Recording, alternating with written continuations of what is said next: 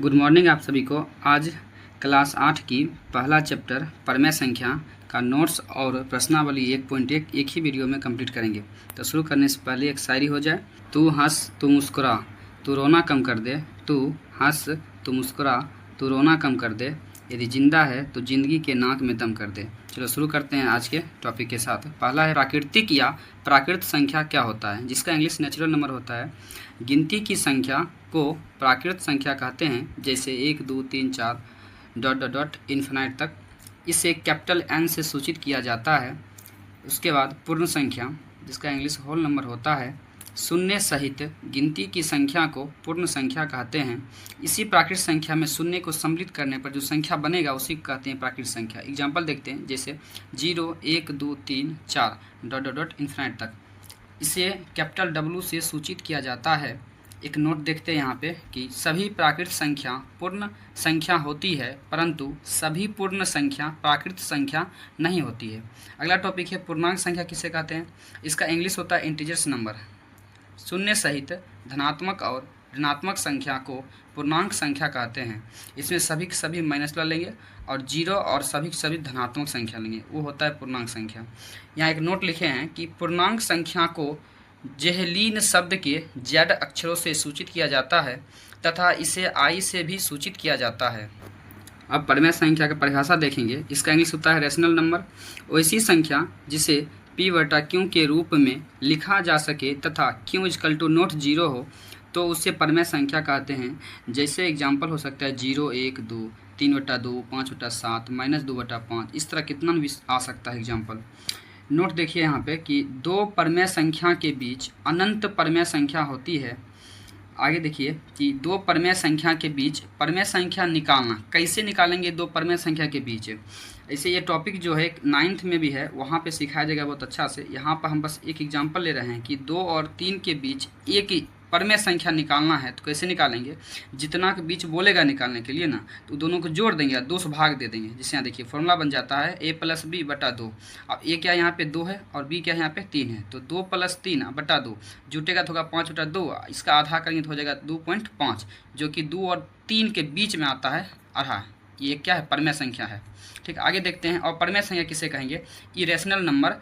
वैसी संख्या जिसे p/q के रूप में नहीं लिखा जा सके तथा q = नॉट 0 हो तो उसे अपरमेय संख्या कहते हैं। जैसे सभी के सभी रूट वाला जो रूट से नहीं निकले वो संख्या होता है अपरमेय संख्या। पाई भी एक अपरमेय संख्या है।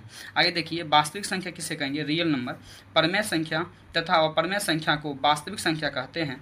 एग्जाम्पल देखते हैं सभी परमेय संख्या का और सभी अपरमेय संख्या का, वो होता है वास्तविक संख्या। एग्जाम्पल देखो 0 1 2 3/2 रूट में आ सकता है या माइनस में आ सकता है, सभी संख्या वास्तविक संख्या होती है। यहाँ देखिए कि इसे कैपिटल R से सूचित किया जाता है।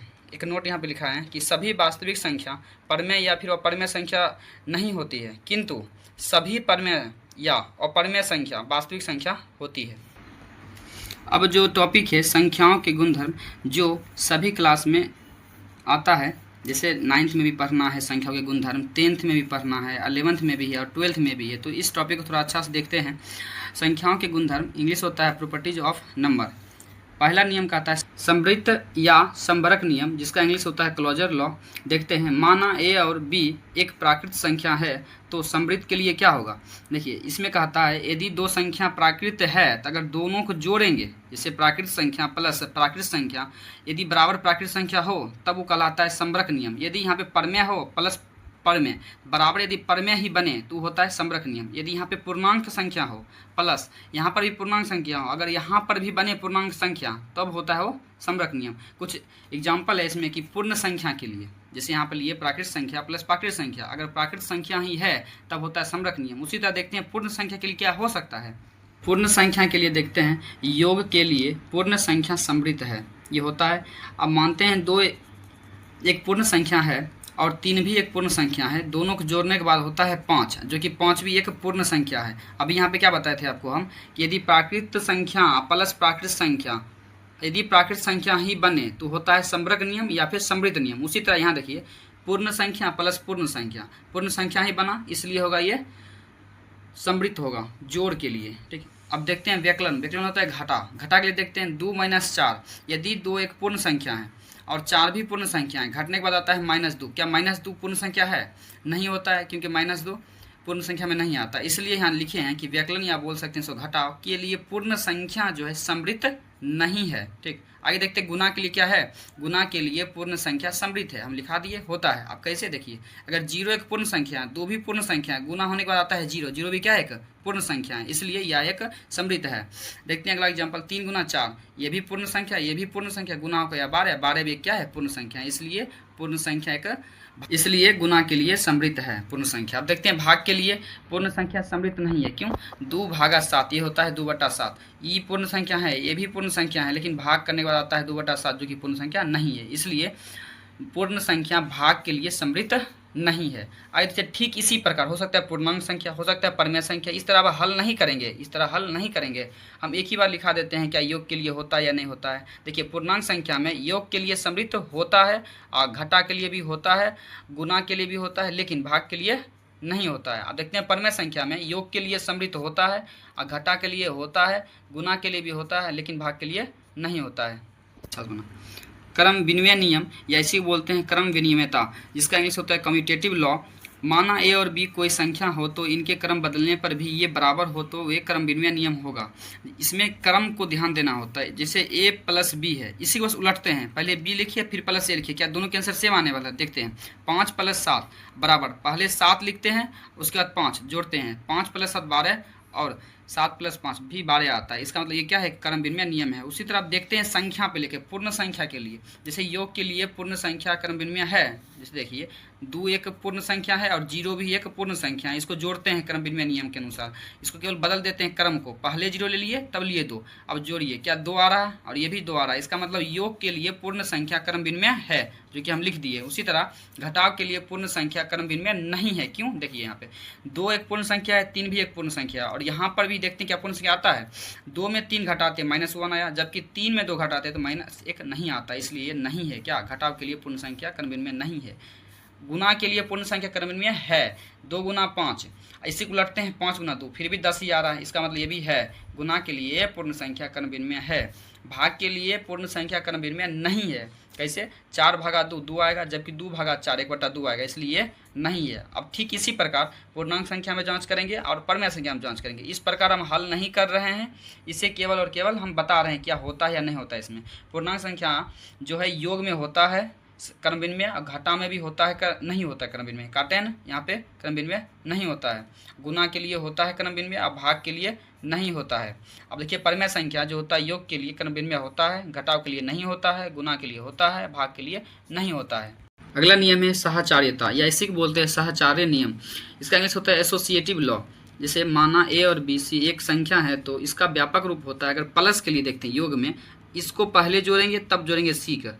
इसमें क्या करेंगे, ए को बाहर कर देते हैं, पहले पीछे जोड़ते हैं, बी और सी जोड़ते हैं, देखते हैं क्या दोनों के आंसर सेम आता है। अगर सेम आए तो होता है साहचर्य नियम। जैसे यहाँ देखिए, अगर ए हम मान लेते 2 है, बी है 5 और सी है 7, तो रखते हैं ए जगह पे 2, बी जगह पे 5, सी जगह पे 5 रखते हैं। 2 + 5 और सी कितना है 7, यहाँ 7 रखे बराबर, यहाँ पे 2 फिर प्लस, यहाँ पे 5, यहाँ पे 7 जोड़ के देखते हैं। पहले ब्रैकेट का हल होगा, यहाँ पे 2 + 7 हो जाए, 2 + 5 हो जाएगा, यहाँ पे 7 और प्लस यहाँ पे 7 बराबर 2 लिखिए, प्लस दिए 5 + 7 12 हो जाएगा। जोड़ देखते हैं 7 7 कितना होगा 14, यहाँ भी 14 सेम है। इसका मतलब योग के लिए सही है। यहाँ पे देखिए गुना में भी होता है साहचर्य नियम इस प्रकार कि ए गुना बी पहले करिए तब करिए सी गुना। तब यहाँ देखिए ए को बाद में करेंगे गुना, पहले कर लेते हैं बी गुना सी को। इसका भी आंसर सेम ही आता है। एग्जाम्पल यहाँ लिख दिए, देख लीजिएगा। अब देखिए इसी प्रकार देखते हैं पूर्ण संख्या में क्या साहचर्य होता है। योग में होता है, घटा में नहीं होता है, गुना में होता है, भाग में नहीं होता है। परिमेय संख्या हम देख लेते हैं, योग के में होता है, घटा में नहीं होता है, गुना में होता है, भाग में नहीं होता है। और लास्ट है इसमें पूर्णांक संख्या, योग में होता है, घटा में नहीं होता है, गुना में होता है, भाग में नहीं होता है। अगला नियम है वितरण नियम, इसे बोलते हैं डिस्ट्रीब्यूशन लॉ। इस नियम के अंतर्गत एक संख्या को 2 या 2 से अधिक संख्याओं के योग या अंतर से गुना किया जाता है। इसका व्यापक रूप देखिए, a × b + c है। इसका मतलब वितरण में क्या होता है, ये जो a है ना, बारी बारी से दोनों में जाएगा। पहले ए बी के साथ जाएगा तो ए गुना बी हो जाएगा यहाँ पे, फिर ए जो है इसके साथ आएगा तो ए गुना क्या होगा सी, बीच में प्लस था इसलिए आ गया यहाँ प्लस, तो ए गुना सी होगा यहाँ पे, इसलिए होगा ए बी प्लस ए सी। ये हुआ योग के लिए। इसी तरह गुना में भी चलता है। इसमें एग्जाम्पल देख लेते हैं। अगर एग्जाम्पल ले यहाँ पर, अगर माइनस तो माइनस ले भी यहाँ लिखा दिए। अगर एग्जाम्पल लेते हैं 4 इंटू 6 प्लस 3 है, तो पहले 4 से गुना करेंगे 6 में तो होगा यहाँ पे 24, फिर 4 गुना 3 यहाँ होगा 12, जोड़िए 36 आएगा। माइनस के लिए भी एग्जाम्पल दे दिए, लिख लीजिएगा। आइए देख रहे हैं अगला टॉपिक है यहाँ पे मोस्ट इंपॉर्टेंट है, ठीक, कि योज्य तत्समक क्या होता है, एडिटिव आइडेंटिटी क्या होता है। देखिए यहाँ पे लिखा है इसका परिभाषा कि सभी संख्याओं के योग के लिए शून्य एक योज्य तत्समक कहलाता है। हम अपना लेकिन समझाते हैं यहाँ पे कि किसी भी संख्या में क्या जोड़ा जाए कि वह वही संख्या रहे, इसका आंसर होता है 0। जैसे देखिए 4 में क्या जोड़ा जाए कि 4 ही आ जाए तो 0 जोड़ेंगे तब ना आएगा 4। 3 में क्या जोड़े कि 3 ही आ जाए तो यहाँ पे 0 जोड़ेंगे तब 3 आएगा। -4/5 में क्या जोड़े कि वही संख्या आ जाए तो 0 जोड़ेंगे तो -4/5 ही रहेगा। क्या 6 में क्या जोड़े यहाँ पे 6 हो जाए, बताइए। यहाँ पे 0 जोड़ेंगे तब ना आएगा 6। 7 हो जाए कब, जब 7 में क्या जोड़े जो 7 हो जाए तो 0 जोड़ेंगे। अगला टॉपिक है गुणात्मक तत्समक, मल्टीप्लिकेटिव आइडेंटिटी। इससे क्या होता है परिभाषा देखते हैं। सभी संख्याओं के गुणा के लिए एक गुणात्मक तत्समक कहलाता है। मेरे भाषा में देखिए यहाँ पे नोट में लिखा दिए कि किसी भी संख्या में क्या गुना किया जाए कि वह वही संख्या रहे, इसका आंसर होता है 1। जैसे देखिए 6 में किससे गुना करे कि 6 ही हो जाए तो 1 से। 4 में किससे गुना करे जो 4 ही हो जाए 1 से। -2 में क्या से गुना करे जो -2 ही आ जाए तो 1 से। अब 3 में किससे गुना करे जो 3 आ जाए 1 से करेंगे। 41 है यहाँ पे तो 41 में किससे गुना करे जो 41 ही हो जाए तो 41 1 से ही यहाँ पे गुना करना पड़ेगा, ठीक, तब होगा वो 41। अगला टॉपिक है योज्य प्रतिलोम, जिसका इंग्लिश होता है एडिटिव इनवर्स।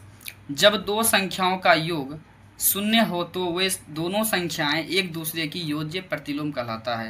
यदि नहीं समझे तो मेरा लैंग्वेज बगल में लिखा है, देखिए कि किसी संख्या में क्या जोड़े कि वह संख्या 0 हो जाए, क्या हो जाए 0 हो जाए। जैसे देखिए ए है, अब ए में क्या जोड़े जो 0 हो जाए, इसी को उल्टा के माइनस लगा देंगे ताकि कटेगा, इसे कटेगा क्या आ जाएगा 0। एग्जाम्पल देखिए 2 है, 2 में क्या जोड़े जो 0 आ जाए, इसी को उल्टा क्या होगा माइनस, तो माइनस इसमें जोड़िए तो -2 और +2 क्या होगा कट क्या आ जाएगा 0। उसी तरह 3 है, 3 में क्या जोड़े जो 0 हो जाए, इसी को उल्टा क्या होगा यहाँ पे माइनस लगा देते हैं, ठीक, माइनस लगाया, अभी कटेगा क्या आ जाएगा 0 आ जाएगा, बन गया।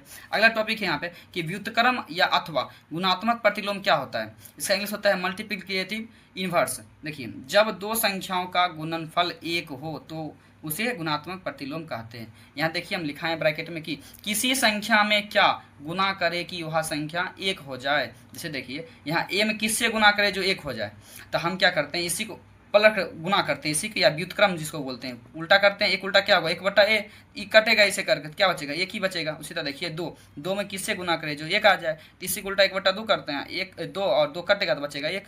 4 में किससे गुना करे जो 1 हो जाए, तो इसी को 1/4 से गुना करते हैं, 4 कटेगा हो जाएगा 1। उसी तरह 5 में किससे गुना करते 1/5 से, तो 5 कटेगा क्या आ जाएगा 1 आ जाएगा। अब देखिए इससे पहले जो लिखा हुआ था व्युत्क्रम, तो व्युत्क्रम मतलब क्या होता है, यहाँ पर हम लिखा रहे हैं इनवर्स। देखिए यदि किसी संख्या का व्युत्क्रम निकालना हो तो उसे पलट दो या उस संख्या को 1 से भाग दे दो, ये होता है। देखिए जैसे 5 का व्युत्क्रम निकालना है तो इसी को उलट दो। देखिए 5 है ना, 5 नीचे नहीं कुछ तो 1 होगा, इसको पलट दो तो 1 ऊपर जाएगा 5 नीचे आएगा, यही होता है व्युत्क्रम। उसी तरह यहाँ पे कुछ एग्जाम्पल दिए हैं, देख लीजिएगा, ठीक है।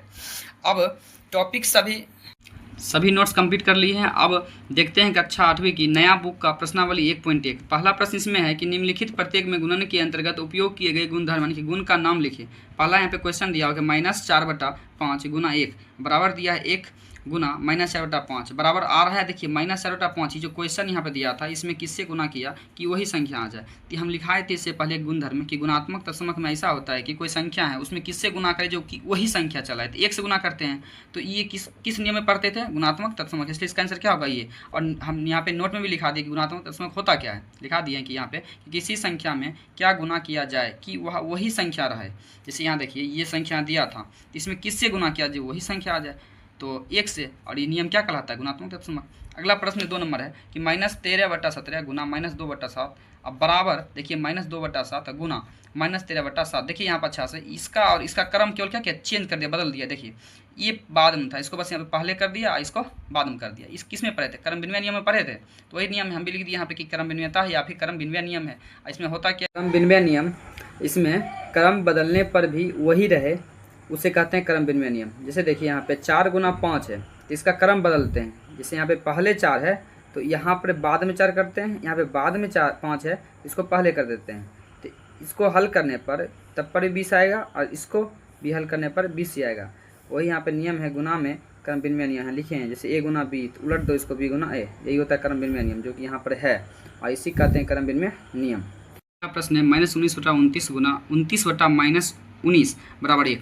आपको बताए थे कोई संख्या में किससे गुना करे जो 1 आ जाए, तो हम क्या बताए थे, उसी को उल्टा से गुना करिए 1 आ जाए। तो इसका नाम क्या था उसमें जो पढ़ाए थे गुण में आपको, कि उसका नाम था गुणात्मक प्रतिलोम। कि कोई संख्या है उसमें किससे गुना करे जो 1 आ जाए, तो वो होता है गुणात्मक प्रतिलोम। लिखा भी दिए हैं कि किसी संख्या में क्या गुना करे कि वह 1 आ जाए, उसी के उल्टा से गुना कर दो। जैसे 2 है, 2 का उल्टा क्या होगा, 1/2, गुना करो कितना आएगा 1। जैसे a है, इसमें क्या गुना करे जो 1 आ जाए, तो इसी को उल्टा 1/a तो आ जाएगा कट के 1, सीधा -4 है, इसमें क्या गुना करते 1/-4, ये कटेगा आ जाएगा 1। अब देखिए लास्ट प्रश्न है इस प्रश्नावली 1.1 का, कि बताइए कौन से गुणधर्म की सहायता से आप ये जो संख्या लिखा हुआ 1/3 गुना 6 गुना 4/3 को 1/3 गुना 6 इंटू फिर 4/3 के रूप में अभिकलन करते हैं। हम यहाँ पे जो प्रश्न यहाँ पे दिया हुआ है लिखते हैं यहाँ पे अच्छा से, कि 1/3 गुना इंटू है 6 गुना 4/3 बराबर है 1/3 गुना 6 इंटू फिर है 4/3। हम आपको बताए थे ये जो है ना ब्रैकेट, अगर ब्रैकेट यहाँ पे दिया हुआ यहाँ फिर इसी को बदल के यहाँ कर दे, यहाँ कर दिया ना, बताए थे आपको हम साहचर्य नियम में। देखिए यहाँ पे लिखा हुआ है साहचर्यता या फिर साहचर्य नियम। इसका क्या बताए थे, साहचर्यता या साहचर्य नियम में कि योग के लिए बताए थे पहले ब्रैकेट यहाँ लगेगा a प्लस ब्रैकेट यहाँ लगा दो, फिर ब्रैकेट यहाँ से हटा के लास्ट शुरुआत में लगा दो। देखो शुरुआत में लगाए हैं, उसी तरह गुना में होता है, पीछे से जोड़ो फिर यहाँ आते यहाँ ब्रैकेट पहले कर लो, वही काम यहाँ किया था। ये कौन सा नियम होगा, साहचर्य नियम। इस प्रकार आप सभी का कक्षा 8वीं का पहला चैप्टर खत्म होता है नोट्स के साथ। अब आगे के वीडियो में क्लास 8 का दूसरा चैप्टर नोट्स के साथ पढ़ाया जाएगा, तो आप लोग इस क्लास को सब्सक्राइब और लाइक एंड कमेंट कर दें।